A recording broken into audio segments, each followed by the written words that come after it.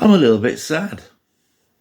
I've just finished Spider-Man 3 and I've realised I've come to the end of the Toby Maguire Sam Raimi Spider-Man saga. That's sad.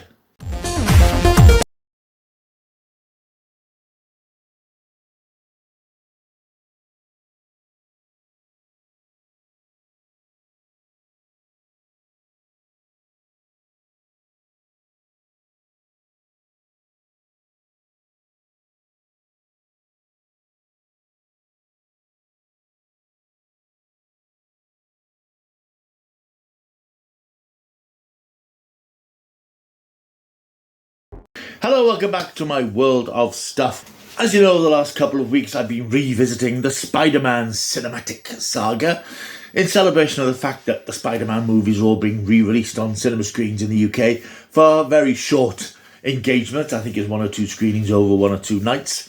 And I thought it was an opportunity for me not to go back to the cinema to watch them, but to watch them again on 4K and on Blu-ray. Now, Spider-Man 3, I've just this minute finished watching Spider-Man 3.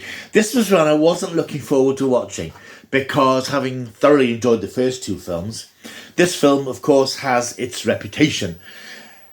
Undeserved.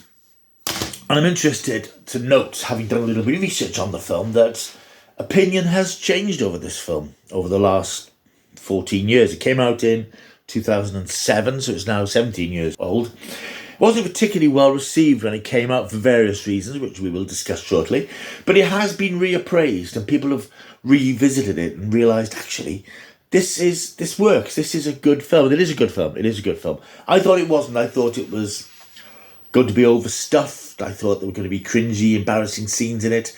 I thought the pace was going to be all over the place. And in fact, there were some of those issues.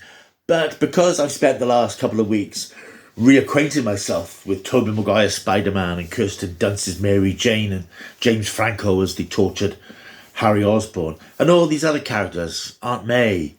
We get Gwen Stacy introduced in this particular film. And I've seen the arc that has developed, whether intentionally or not, across these 3 films, telling the story of Peter Parker and his coming to terms with his great responsibility, his up and down relationship with Mary Jane. And it's a very satisfying story. It's a very satisfying arc. It comes to a very satisfying conclusion. As I said, whether intentionally or not, because I know that 3 more Spider-Man films with Sam Raimi and this cast were planned, but didn't happen for various frustrating reasons. And I really wish they had, because we know what happened after this film. We had Andrew Garfield in Mark Webb's not particularly accomplished films. And of course, we've now had Spider-Man absorbed back into the Marvel Cinematic Universe with Tom Holland, who's great. But there is something about these 3 films that makes them, I think, the best iteration of Spider-Man we've had. Much as I like Tom Holland, I think he embodies a certain youthfulness. There's something about these 3 films, this trilogy, and now having revisited the 3rd one, it works so very well. The film is set a year after the events of Spider-Man 2. Dr. Octopus is presumed dead. Spider-Man's getting on with his life. He's in a relationship with Mary Jane Watson. She's making headway on Broadway, but only very slowly. Peter still has issues with Harry Osborn, of course, who knows that he's Spider-Man and still believes that he's responsible for the death of his father in the first film. But Peter's life's just jogging along as well as it can until something arrives from space. A lump of alien symbiotic plasma arrives, attaches itself to Peter's scooter after he's had a romantic evening with Mary Jane on a web suspended across Central Park. And that has repercussions later on in the film. Meanwhile, a baddie called Flint Marko has escaped prison in New York. And as part of his escape, he wanders across some fields and tumbles into the field of a particle accelerator that's being experimented with at dead of night. It has a terrible effect upon his genetic makeup, and he merges with the sand pit that he's fallen into, and he becomes the Sandman, one of the classic Marvel supervillains, certainly one of the classic Spider-Man supervillains. He came back again and again to confound Spider-Man, and for all I know, he probably still is. The twist here is that it turns out that Flint Marko is actually responsible for the death of Peter's Uncle Ben in the first film, and that's revisited, and we get a bit more background to what actually happened. Flint Marko was an accomplice of the murderer, the alleged murderer we saw in the first film, who plunged to his doom. And Peter / Spider-Man vows to get the ultimate revenge by tracking him down. This leads to a lot of chaotic action fight sequences with the Sandman. Meanwhile, Harry Osborn has, of course, discovered his father's Green Goblin technology, sets out on his own using that technology to attack Spider-Man. Meanwhile, you see where I'm going with this? Meanwhile, Spider-Man is subsumed by the symbiote. That's not as much fun as it sounds. And this sort of creates the famous from the comics black Spider-Man costume, which has an effect on Peter Parker, brings out his worst tendencies. And there's a lot going on in this film. And that is one of the criticisms of the film back when it came out. It is overstuffed. There's too much going on. There's too many plots. There's too many characters. But I really appreciated that watching it all again, because I've watched these characters over the last couple of films. And of course, when you get a film and you get a sequel and you get another sequel, you want the stakes to get a bit higher. You want a bit more edge. You don't just want to see your villain with one problem to cope with. Oh my God, Peter's got a lot of problems to cope with here. There is a sense perhaps there's too many ingredients in this, but I think watching it now all these years later, I think it just makes it a more interesting stew, because there is a lot going on. The pacing problems are that characters sometimes get forgotten a little bit. The symbiote arrives and then we don't see it again for 40 minutes. Sandman sort of drifts in and out of the story. Harry Osborn drifts in and out of the story. The focus is very much on Peter and his relationship with Mary Jane. Everything else is crowding in around them, pulling them apart, tearing them in different directions. And I think that comes across very well. These are two people who want to be together, but for various reasons. Mary Jane's frustration with her own career, Peter's frustration with the fact that he's Spider-Man and demands upon his time. And I think that comes across well. But no, there are issues about the pace of the thing. I will accept that. I wouldn't say it drags. A lot of the contemporary reviews said it was ponderous and slow, but I never felt that, because there is so much going on, such a colourful, well-made, visual, exciting film. It never seemed boring to me, and there are longers when character things are happening, and you know that all this villain stuff is bubbling in the way in the background. But when that bubbles and overflows, it's fantastic, it's terrific, it's so exciting and so thrillingly done. Now, I've never been a massive fan of the Venom character. I was aware of his existence in Spider-Man comics. I detest the Tom Hardy Venom films, which haven't exactly spun off from this, but were inspired by this. And I think this Venom is actually probably the best one we've had. I can't stand the wisecracking one that we have in the Tom Hardy films, but this comes across as this alien thing that just wants to consume and convert people. But I do think that perhaps an extraterrestrial threat doesn't seem to be a big thing. It's just something else that's in the melting pot. Nobody makes a big point about, oh my God, this is extraterrestrial life.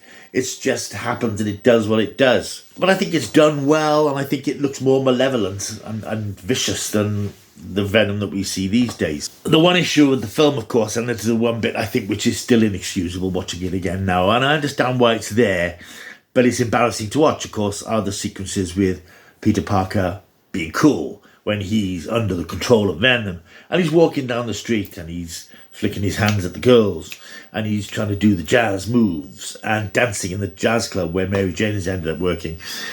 That is cringe. That is still wince-making, unfortunately.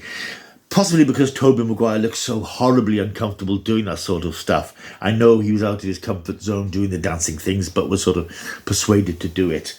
And he throws himself into it and he does his best, but it's just a whole embarrassing part of the story, which I think could have been removed. They could have done something else to show that side of Peter under the control of Venom, rather than this singing and dancing bit, which just does not work. So that's the bit that lets the film down. And that, in all honesty, was the bit that made me dread watching the film again, because I, for some reason, thought that the whole film had that sort of feel about it, that sort of slightly cringy, ooh. But it's just that 1 5-10 minute scene, which could have been and should have been removed. But I really enjoyed this. I think the Sandman is very well realised. I mean, he is more of a monster in this than the Sandman of the comics, because he becomes this giant towering creature. It's very Ray Harryhausen the way he's animated as well. He's got that sort of lumbering sort of motion, and it's really helped by the music from Christopher Young in this film, which he's got this sort of ominous, threatening motif for Sandman. So when you see him, there's this feeling of dread with the music behind him. Really nice piece of animation. Danny Elfman, incidentally, isn't back in this film. He fell out with Sam Raimi during the making of the second film and opted not to come back to this. They obviously made it up since because they've worked together on films since this project. But Christopher Young's music has a nice, fresh, zesty feel to it. And there are certain themes which he creates, or which he recreates, which actually work well within the scope and scale of the film. So, all in all, I really enjoyed this, and I did not expect to. I was trying to think back to how I felt about it at the time when it came out in 2007.